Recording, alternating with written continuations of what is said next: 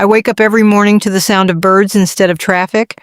The air is warm, the neighbors smile when they pass my house, and I no longer rush through my days wondering whether my savings will last another year. My mornings begin with a simple cup of coffee on the terrace while the sun slowly rises over the trees. This is my life now. I retired in Indonesia. If someone had told me 10 years ago that I would spend my retirement here instead of the United States, I would have laughed. I believe retirement meant staying close to everything familiar, my language, my routines, my country. But life has a strange way of rewriting the plans we think are permanent. Today, I live comfortably on about $1,600 a month. My house is modest but peaceful. I eat fresh food every day. I have health care that fits my budget. Most importantly, I don't spend every waking moment worrying about money. For the first time in many years, I actually feel retired, but my story didn't begin this way. Years ago, my life was falling apart. After my husband passed away, everything changed. For decades, we had planned retirement together. We imagined traveling across America, visiting national parks, and finally enjoying the life we worked so hard to build. Instead, I buried the love of my life. The grief was overwhelming, but the financial reality hit just as hard.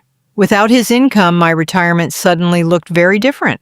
Property taxes kept rising. Health insurance became more expensive every year. Groceries cost more every month. Utility bills never seemed to stop increasing.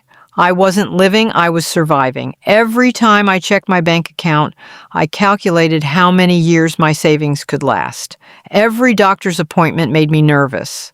Every unexpected bill stole another night of sleep. I had worked for over 40 years, yet retirement felt like another full-time job, a job filled with anxiety. Friends around me were experiencing the same thing. Some returned to work in their late 60s.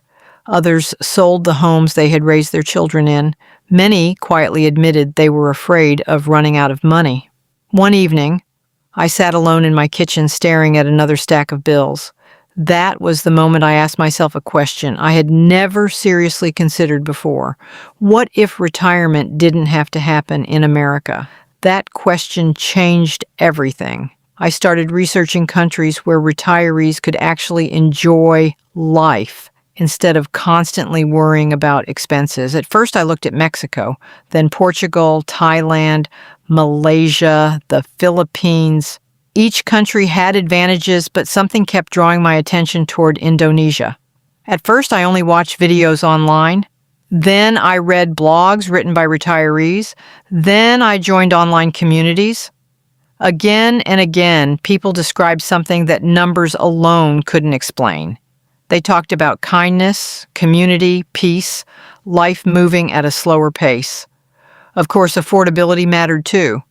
Compared to many American cities, housing costs were dramatically lower. Fresh produce was inexpensive. Local restaurants served delicious meals for just a few dollars. Transportation was affordable. Even hiring occasional help around the house was possible without destroying a retirement budget. The more I researched, the more impossible it became to ignore. Eventually, I booked a one-way flight. I remember standing in the airport with 2 suitcases and a heart full of uncertainty. I wasn't running toward certainty. I was running away from fear. When I landed in Indonesia, everything felt unfamiliar. The language, the weather, the sounds, the smells. Even crossing the street felt intimidating. There were moments when I questioned my decision. I wondered if I had made the biggest mistake of my life. Simple tasks became complicated. Opening a bank account, finding a place to rent, buying groceries, understanding local customs. Back home, I knew exactly how everything worked. Here, I felt like a child learning the world all over again. But something surprised me almost immediately. People were patient. Cashiers smiled. Neighbors greeted me. Shop owners tried their best to communicate even when neither of us spoke perfect English. Nobody seemed annoyed by my mistakes. Instead, they laughed with me, not at me. Little by little, Indonesia started feeling less like a foreign country and more like a place where I belonged.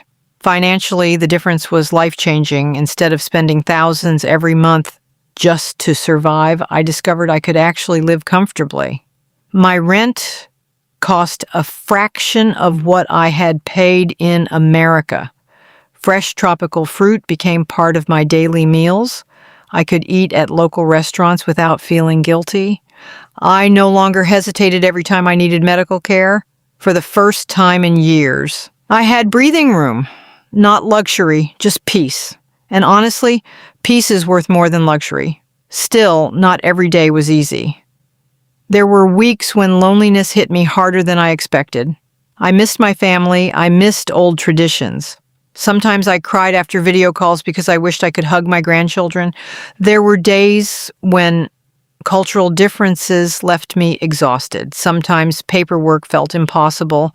Sometimes I misunderstood people. Sometimes I simply wanted everything to be familiar again. One afternoon, after struggling with official documents I barely understood, I sat quietly outside a small neighborhood cafe. I felt defeated. I wondered if maybe I should return home. Maybe I had been foolish to believe I could start over in my late 60s. As I sat there, an elderly Indonesian woman noticed me. She walked over with a warm smile and asked, in simple English, if I was all right. I admitted I was having a difficult day. She listened without interrupting, then she smiled again. She didn't offer complicated advice. She simply said, "Here, we help each other." Those 5 words changed more than she could have imagined. The next morning, she introduced me to several neighbors. Someone helped translate documents. Another person recommended an honest landlord. Another showed me the local market. One family even invited me to dinner. I wasn't treated like a customer. I wasn't treated like a foreigner. I was treated like a neighbor. That feeling cannot be measured with money. From that moment forward, my life slowly transformed. I started learning simple Indonesian phrases. I visited traditional markets. I celebrated local holidays with friends. Children waved when I walked through the neighborhood. The woman selling vegetables remembered my favorite fruit. The coffee shop owner knew exactly how I liked my coffee. Little moments, tiny connections, they slowly built a new life. Today, my monthly expenses are surprisingly manageable. Housing, food, transportation, healthcare, utilities. Even with occasional travel and small luxuries, I spend far less than I expected during retirement. But if you ask me what Indonesia has truly given me, it isn't lower prices. It's something much more valuable. It gave me freedom from constant financial fear. It gave me mornings without anxiety. It gave me evenings filled with conversations instead of worrying over bills. It reminded me that happiness isn't always connected to a bigger house or a larger paycheck.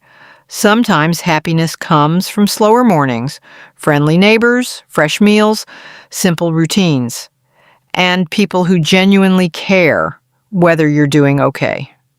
Looking back, I realized my biggest mistake wasn't staying in America. My biggest mistake was believing that retirement had only one correct destination. It doesn't. For some people, home will always be where they were born. For others, home becomes the place where they finally feel at peace. Indonesia became that place for me. Do I still miss America? Of course I do. It will always be part of who I am. My memories live there, my family lives there, but my heart has learned something unexpected. Home is not always the place where your story began. Sometimes, home is where your life begins again. If you're approaching retirement and constantly worrying about rising costs, maybe the answer isn't working longer. Maybe it isn't saving every extra dollar. Maybe it's simply allowing yourself to imagine a different kind of life. A life where your money stretches further, where your neighbors know your name, where every sunrise reminds you that peace is still possible. Because after everything I've experienced, I've learned one lesson I'll carry with me forever. A home is never just a location on a map. A home is the place where people welcome you, accept you, and make you feel that you truly belong. And for me, That place is Indonesia.